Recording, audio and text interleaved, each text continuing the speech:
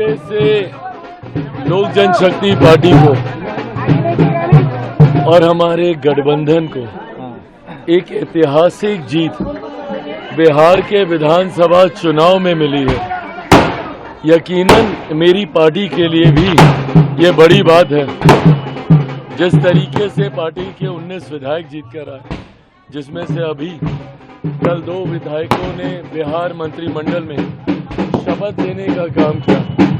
मैं ये मानता हूं कि पार्टी का संघर्ष, पार्टी के हर एक नेता कार्यकर्ता का परिश्रम आज सफल हुआ और ये यकीनन मेरे नेता, मेरे पिता आदरणीय रामविलास पासवान जी के आशीर्वाद के बिना नहीं हो सकता था। आज मैं मानता हूं कि ये जीत मेरे नेता आदरणीय रामविलास पासवान जी के विचारों की है, ये जीत उनके सिद्धांतों की है। जिस राह पर हमारे नेता ने हमें चलना सिखाया, आज उसी राह पर आगे चलते हुए जिस तरीके से पार्टी नई ऊंचाइयों तक पहुंची है, यकीनन मेरे नेता, मेरे पिता आदरणीय रामविलास पासवान जी जहां कहीं भी होंगे खुश होंगे, आशीर्वाद दे रहे होंगे। बिहार की जनता ने ये बड़ा जनादेश मेरे प्रधानमंत्री आदरणीय नरेंद्र मोदी जी के सोच को दिया है, मुख्यमंत्री नीतीश कुमार जी के अनुभव को दिया है, चिराग पासवान के बिहारी फर्स्ट को दिया है, उपेंद्र जी मांझी जी के मजबूत समर्थन को दिया है। जितनी बड़ी, जितनी प्रचंड ये जीत है, उतनी ही बड़ी अब जिम्मेदारी भी हम लोगों के ऊपर है।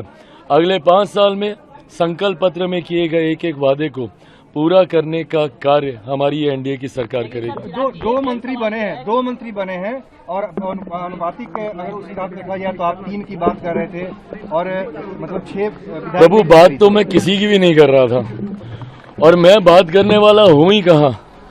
अब भी अगर मैं कोई बात करूंगा तो मुझसे बड़ा लालची आदमी कोई नहीं होगा। एक सांसद को 5 सीटें दी जाती हैं लड़ने के लिए, मैं जीता वो बात की बात है, पर यह विश्वास मेरे प्रधानमंत्री का कि ये 5 सीटें लड़ सकता है, ये बड़ी बात है। ये विश्वास गठबंधन का होना। 0 विधायक, 1 विधायक भी नहीं, क्योंकि जो जीते थे वो भी हमारी पार्टी छोड़ के चले गए थे। तो 0 विधायक वाली पार्टी को 29 सीटें दे दी जाती हैं गठबंधन में चुनाव लड़ने के लिए।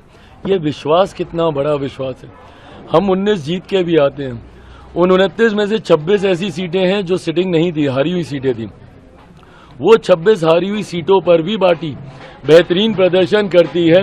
जहां 19 में से 3 सिटिंग तो हम लोगों ने जीत के वापस दी, बल्कि हम लोगों ने 16 ऐसी सीटें भी गठबंधन को जीत कर दी जो इससे पहले गठबंधन लंबे समय से नहीं जीता था। और कुछ सीटें ओबरा जैसी तो ऐसी हैं जहां पे एनडीए कभी जीता ही नहीं था। तो ऐसे में जब पार्टी का प्रदर्शन और गठबंधन का विश्वास पार्टी के ऊपर इतना ज्यादा है, उसके बाद भी अगर अभी भी मैं कोई मनोकामना रखूं तो मुझसे बड़ा नाशुक्रा और कोई नहीं होगा। चिराग जी, ये बताइए कि आप प्रदेश में जीत के बाद देश की सत्ता में आप भी काबिज है, आपकी पार्टी ने भी प्रदर्शन बेहतर किया था, दिल्ली आकर कैसा लग रहा है? और अब आगे, क्योंकि आपकी पार्टी जो लड़ाई चल रही थी चुनाव आयोग में, आपकी रणनीति क्या होगी और अपने पार्टी के विस्तार के लिए बिहार में रणनीति क्या होगी? क्यों? देखिए, मेरी पार्टी के लिए यकीनन प्राथमिकता बिहार है, पर आज की तारीख में पार्टी एक्सपेंशन मोड में भी है। जिस तरीके से विभिन्न अलग अलग राज्यों में पार्टी धीरे धीरे अपने फुटप्रिंट्स, अपने पांव पसारने का प्रयास कर रही है, परिणाम स्वरूप नागालैंड में हम लोग के 2 विधायक हैं, झारखंड में हम लोग 1 सीट पे चुनाव लड़े, 1 सीट हम लोगों ने जीतने का काम किया। ऐसे में आने वाले दिनों में पार्टी विस्तार करते हुए हम लोग उत्तर प्रदेश में चुनाव 2027 में आने वाले हैं, उसकी तैयारी पार्टी करने जा रही है। पंजाब में उसी साल चुनाव होंगे, उसकी तैयारी करने जा रही है। यकीनन पार्टी की एक भूमिका सहयोगी दल होने के नाते बंगाल के चुनाव में भी होगी, असम के चुनाव में भी होगी।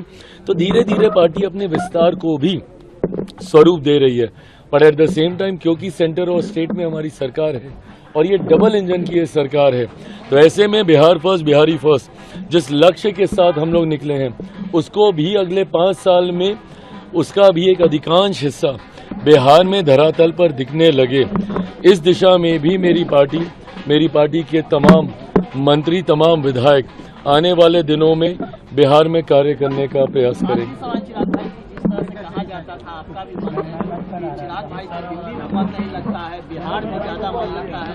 अब जब इतना नंबर आया है तो क्या आप नहीं चाहेंगे कि 2030 में? मैं जरूर 2030 में मैं बिल्कुल 2030 में चाहता मैं इस बार भी था कि मैं बिहार विधानसभा का मैं चुनाव लड़ूं, पर परिस्थितियां ऐसी हुई, फाइनल नेगोशिएशंस होते होते नामांकन के लिए समय बचा ही नहीं था।